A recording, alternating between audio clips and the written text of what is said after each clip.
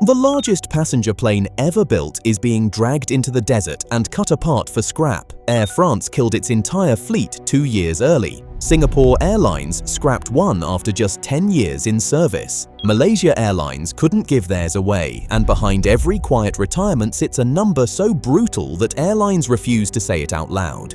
We know the A380 was supposed to rule the skies. What nobody will explain is why the people who bought them can't wait to get rid of them. The Airbus A380 was meant to be the future of aviation, a double-decker giant carrying over 500 passengers, marketed as the solution to crowded airports and booming global travel. 14 airlines bought it. Airbus spent roughly 25 billion euros developing it, and for a few years in the early 2010s, it genuinely looked like the bet would pay off.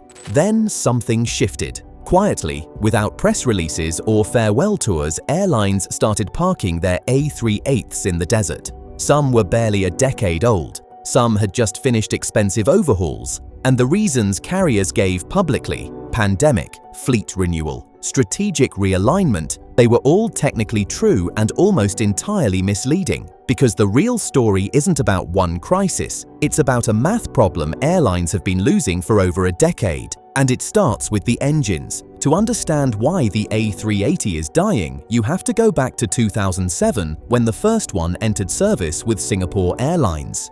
At that moment, the aviation industry still believed in one core idea: hub and spoke. You fly enormous planes between giant hub airports, then feed passengers onto smaller connecting flights. The bigger the plane, the more efficient the hub. Airbus bet everything on this model. Boeing bet against it with the smaller twin-engine 787, and for a brief window, both looked reasonable. But the A380 had a problem baked into its design from day one: 4 engines. In the late 1990s, when engineers drew up the specifications, twin-engine jets weren't certified for the longest oceanic routes. 4 engines were mandatory for that kind of flying. Therefore, Airbus committed to a quad-jet configuration. Then regulators changed the rules. By 2010, twin-engine aircraft could fly almost anywhere a 4-engine plane could. Suddenly, the A380's defining feature became its biggest weakness.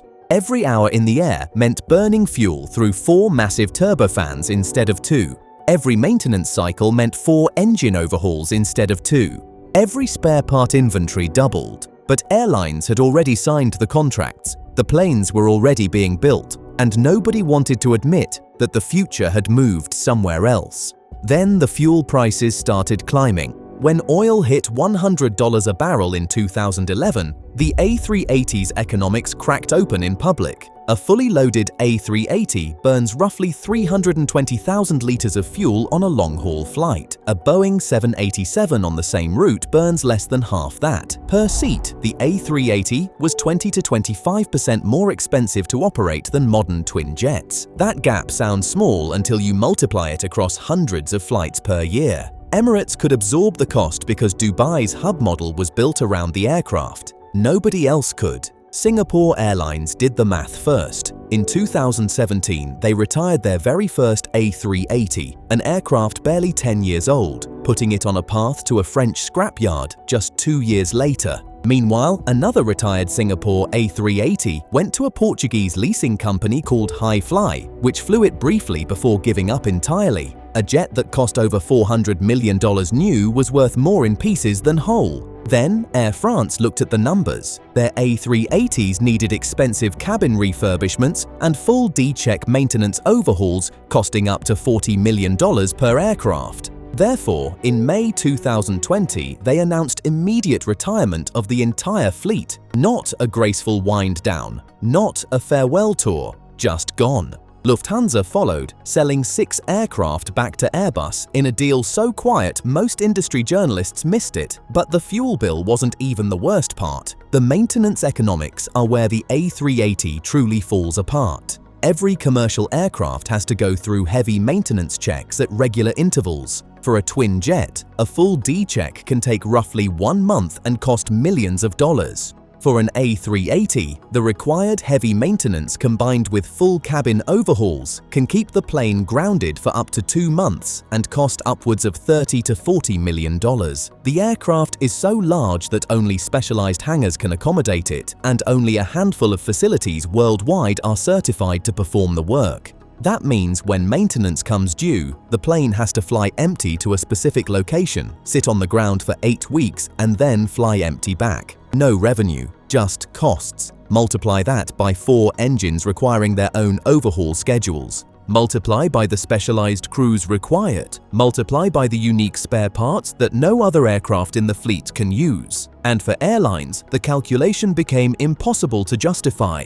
This is the quiet truth about why retirements accelerated during the pandemic. COVID didn't kill the A380, it just gave airlines permission to do what they'd already been planning. Air France had been discussing early retirement for 2 years. Lufthansa had been studying it since 2018. The pandemic simply removed the political cost of pulling the trigger, and it closed the loop on the opening paradox. The largest passenger plane ever built wasn't being scrapped because it failed. It was being scrapped because the industry quietly built something better, while Airbus was still betting on giantism. But the story doesn't end with the spreadsheets, because behind the retirements, something much stranger was happening to the planes themselves. Walk through the boneyards at Tarbes in southern France or Teruel in Spain, and you'll find something that looks like a graveyard for giants. Rows of A380s, tail fins still bearing airline logos, wings stripped of engines, fuselages being cut open for salvage. A company called Tarmac Aerosave has turned a 380 dismantling into an industry of its own. Because here's the hidden layer nobody talks about. A parked A380 is worth more disassembled than flying. The engines alone, Rolls-Royce Trent 900 and Engine Alliance GP 7000 units, still hold value on the parts market for operators trying to keep their remaining A380 flying. The landing gear, the avionics, the hydraulic systems all have buyers among other airlines keeping their remaining A380s flying. Therefore, dismantling became more profitable than leasing. Malaysia Airlines discovered this reality the hard way. They tried for years to sell their 6 A380s. Nobody wanted them. They tried converting the fleet into a dedicated Hajj pilgrimage subsidiary called Amal.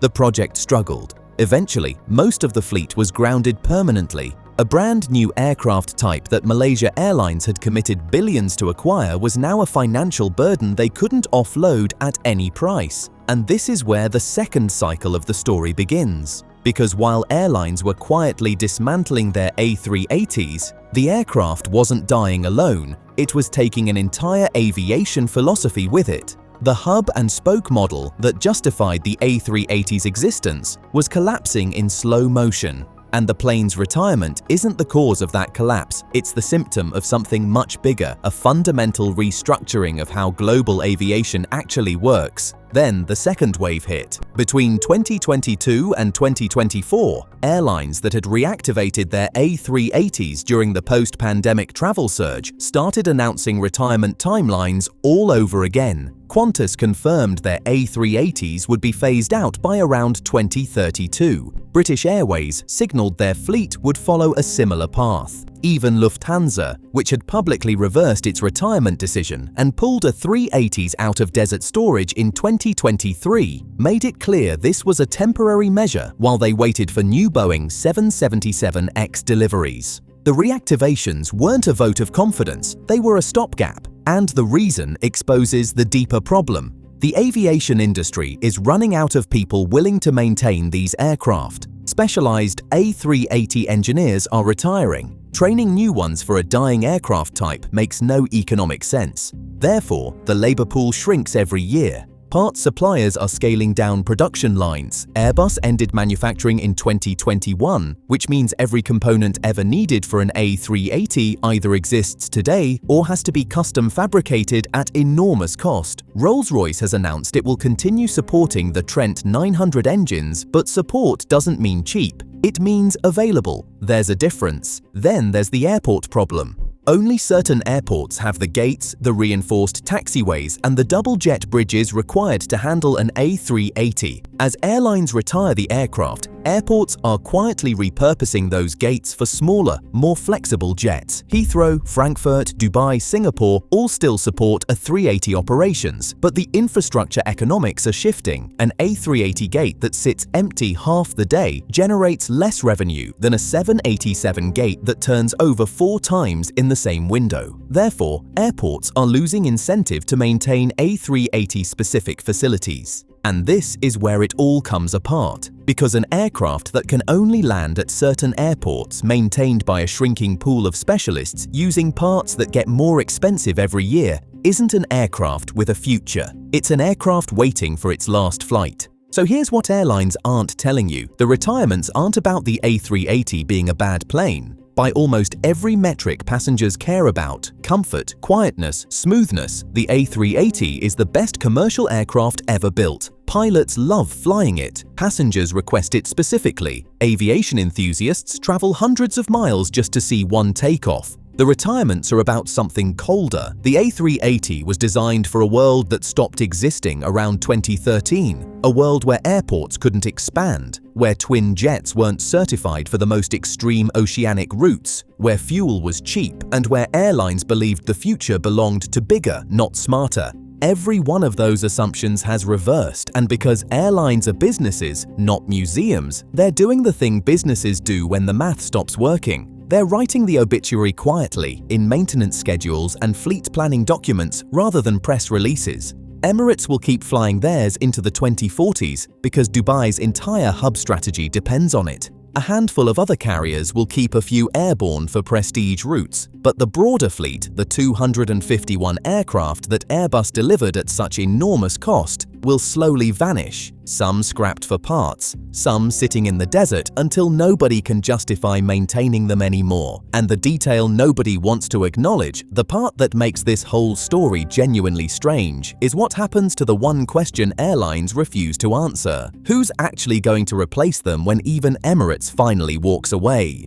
The A380 isn't being killed by one enemy, it's being killed by an industry that moved on and didn't bother to send a farewell, and the aircraft's real legacy might not be the one Airbus wanted. If you want to know what's actually going to replace the Super Jumbo in the skies, click here to check out another video.